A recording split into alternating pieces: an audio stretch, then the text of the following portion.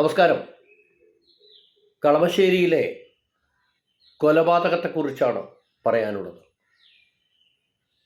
ജെയ്സി എബ്രഹാമിൻ്റെ കൊലപാതകം. 55-കാരിയായ ജെയ്സി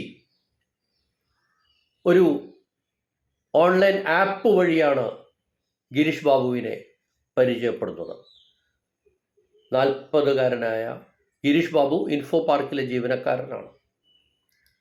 50,000 രൂപയോളമൊക്കെ ശമ്പളമുള്ള ഒരാൾ. ജെയ്സിയെ അയാൾ പരിചയപ്പെടുകയും അയാളുടെ മറ്റൊരു സ്നേഹിതയായ എരൂരിൽ താമസിക്കുന്ന ഖദീജയെ കൂടെ കൂട്ടുകയും അങ്ങനെ 3 പേരും ചേർന്നുള്ള ഒരു സൗഹൃദ വലയം സൃഷ്ടിക്കുകയും ഫ്ലാറ്റിൽ ഇടയ്ക്കിടെ സന്ദർശിച്ച് ജെയ്സിയെ കാണുകയും മദ്യപാനവും മറ്റാഘോഷവും ഒക്കെ നടത്തുകയും ചെയ്തു വന്നു. പക്ഷെ അയാൾക്ക് ജെയ്സിയെ കൊലപ്പെടുത്തണമെന്നും അവരുടെ പണവും സ്വർണവുമെല്ലാം കവർന്നെടുക്കണമെന്നും ഒരു പ്ലാൻ മനസ്സിലുണ്ടായിരുന്നു. 2 മാസമായി അയാൾ മനസ്സിൽ പ്ലാൻ ചെയ്ത കൊലപാതകം. അതിനയാൾ ഒരു റിഹേഴ്സലും നടത്തി.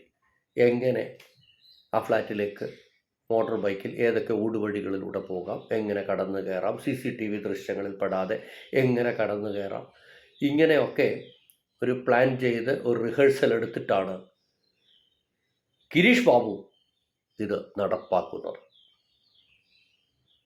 കാക്കനാട് മൈത്രിപുരം എന്ന സ്ഥലത്ത് താമസിക്കുന്ന ഗിരീഷ് ബാബു അയാളുടെ സ്നേഹിതയായ എരൂരിൽ താമസിക്കുന്ന ഖദീജയെ ഇതിനൊക്കെ സഹായിയായി കൂടെ കൂട്ടുകയും ചെയ്തു.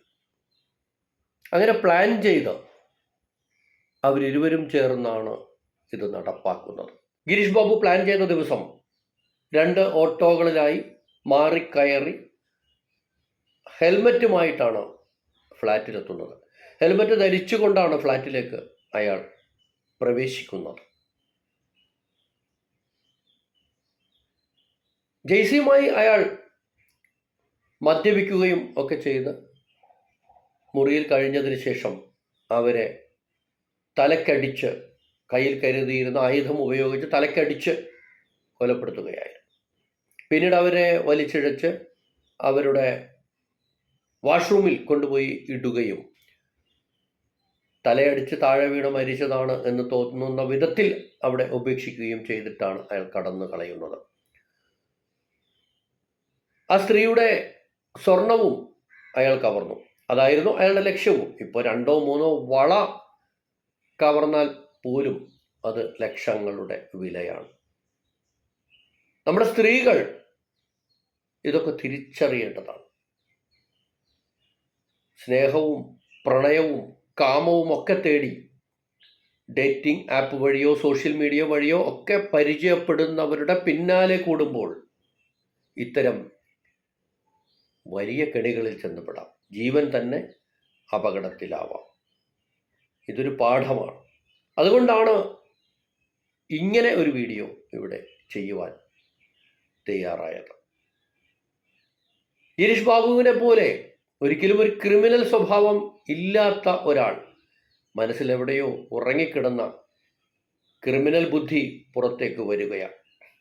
ആളുകളുടെ ക്രിമിനൽ ബുദ്ധി ഇപ്പോൾ വർദ്ധിപ്പിക്കുന്നതിനുള്ള എല്ലാ സംവിധാനങ്ങളുമുണ്ട്. വരുന്ന സിനിമകളൊക്കെ ക്രൈമാണ്. എങ്ങനെ ആളുകളെ നിഷ്ഠൂരമായി കൊല്ലാമെന്ന് പഠിപ്പിക്കുന്ന, മനുഷ്യത്വം തൊട്ടു തീണ്ടിയിട്ടില്ലാത്ത മനസ്സുകളെ സൃഷ്ടിച്ചെടുക്കുന്നതിനുള്ള ഒരു പരിസരമുണ്ടാക്കുകയാണ് ഇത്തരം സിനിമകൾ ചെയ്യുന്നത്. മാനസിക പരിസരം. അത്തരം സിനിമകൾ നമ്മുടെ ചെറുപ്പക്കാർ ധാരാളമായി കാണുന്നു, മറ്റുള്ളവരും കാണുന്നു. അതവരെ സ്വാധീനിക്കുന്നുമുണ്ട്. ഇത് തിയേറ്ററുകളിൽ വരുന്ന സിനിമകൾ OTTയിൽ വീട്ടിലിരുന്നു കൊണ്ട് കുടുംബസമേതം കാണുകയും അത് നമ്മുടെ ചെറുപ്പക്കാരെയും മറ്റുള്ളവരെയും ഏറെ സ്വാധീനിക്കുകയും ചെയ്യുന്നുണ്ട്. അത് തന്നെയാണ് ഗിരീഷ് ബാബുവിനും സംഭവിച്ചിട്ടുണ്ടാവുക. ഇൻഫോ പാർക്കിൽ മാനമര്യാദയ്ക്ക് ഒരു ജോലിയിട്ട് 50,000 രൂപയുള്ള ശമ്പളമുണ്ട്. പക്ഷെ അയാൾ ഓൺലൈനിലൂടെ വരുന്ന ഓഫറുകൾ ലോൺ ആപ്പുകൾ, എല്ലാ ആപ്പിലും കയറി ചാടുകയാണല്ലോ. ലോൺ ആപ്പുകളിൽ നിന്ന് കിട്ടുന്ന വായ്പകൾ എടുക്കുന്നു, എന്തൊക്കെയോ ചെയ്യുന്നു, ജീവിതം ആഘോഷിക്കുന്നു. ആളുകളിപ്പോൾ ജീവിതം ആഘോഷിക്കുകയാണല്ലോ. കൊന്നും കൊല വിളിച്ചുമായാലും അവനവൻ്റെ ജീവിതം ആഘോഷിച്ചാൽ മതിയല്ലോ.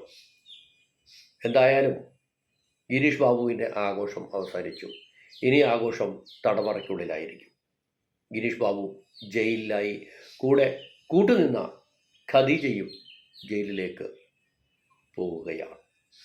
തീർച്ചയായും വളരെ പെട്ടെന്ന്, ഒരാഴ്ചയോ 10 ദിവസമോ എടുത്തിട്ടുള്ളൂ ഈ കേസ് തെളിയിക്കാൻ.